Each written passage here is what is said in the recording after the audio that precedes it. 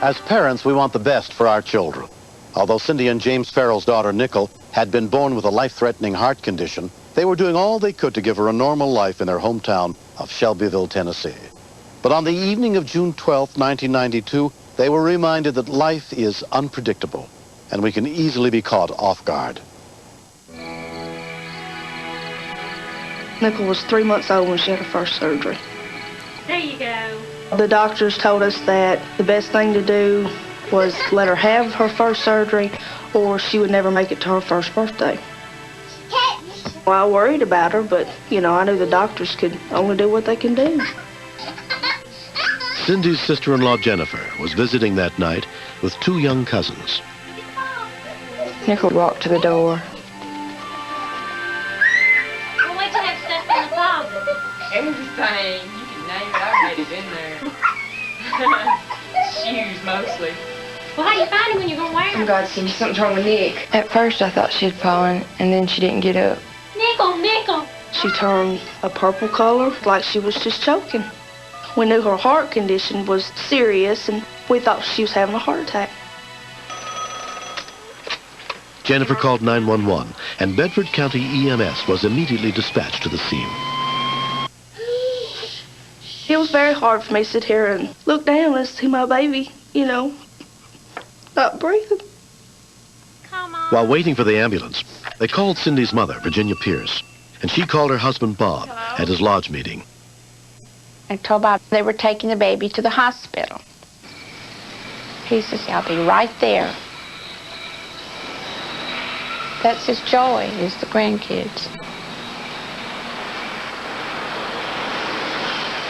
Within 4 minutes of the call, a medic unit arrived, including EMT Greg Johnson. Anytime you deal with children, the anxiety level kind of goes up and you get a little bit more nervous just because they're kids.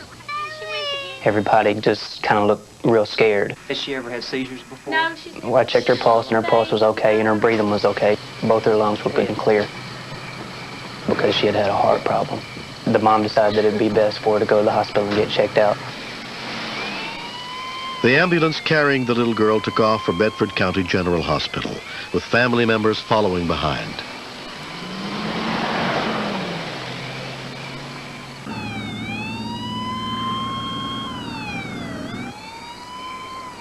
I felt the ambulance slowing down and I heard Mike say, "What's this up here in the road?" I looked through the little hole between the front and the back and I could see that a car was sitting upside down.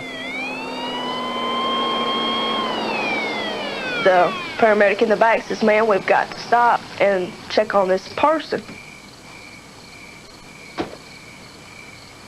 Is there anybody else involved in the accident? I don't know. I just heard a noise and came out. Okay. I was thinking, why can't they just go on and get my baby to the hospital? Then again, I can understand. You know, that's their job. They need oxygen and sea collar, Greg. Nichols' father, James, went to see what had happened. Okay, you've been in that. Now I run over to him. This is my father-in-law. Okay, go back. Don't let her know what's going on. The ambulance driver one told me, he says, whatever you do, said, don't tell her that's her daddy. Fire!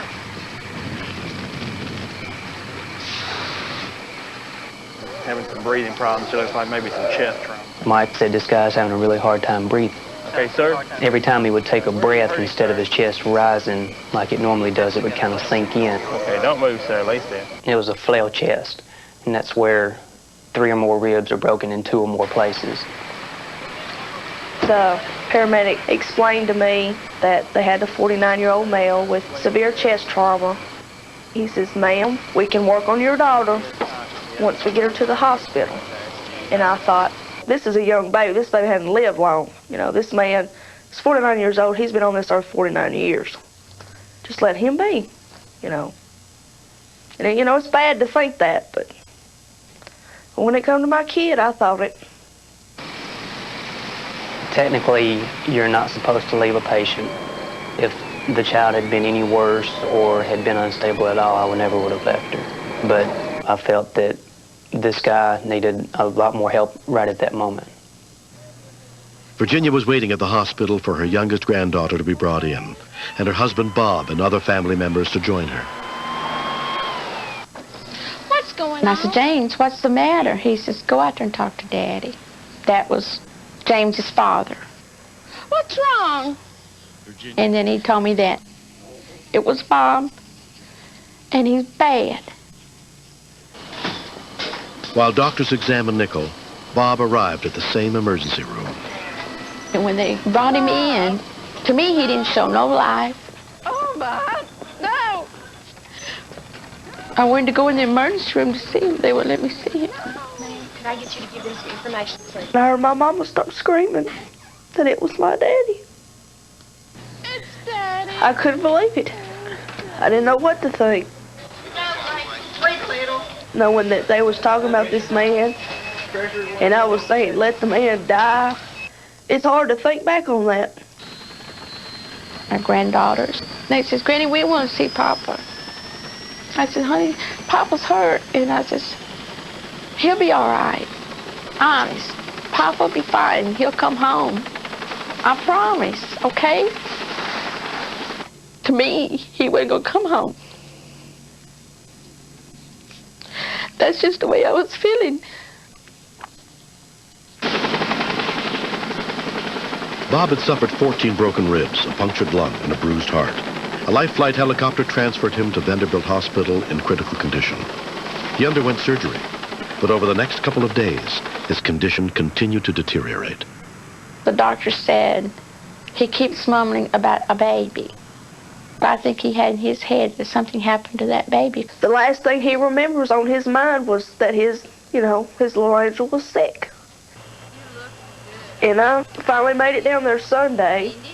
I grabbed Daddy's hand and I said, Daddy, I said, Nickel's fine. They said when Cindy come up and told me that is when I took a turn and started getting better. Till that time,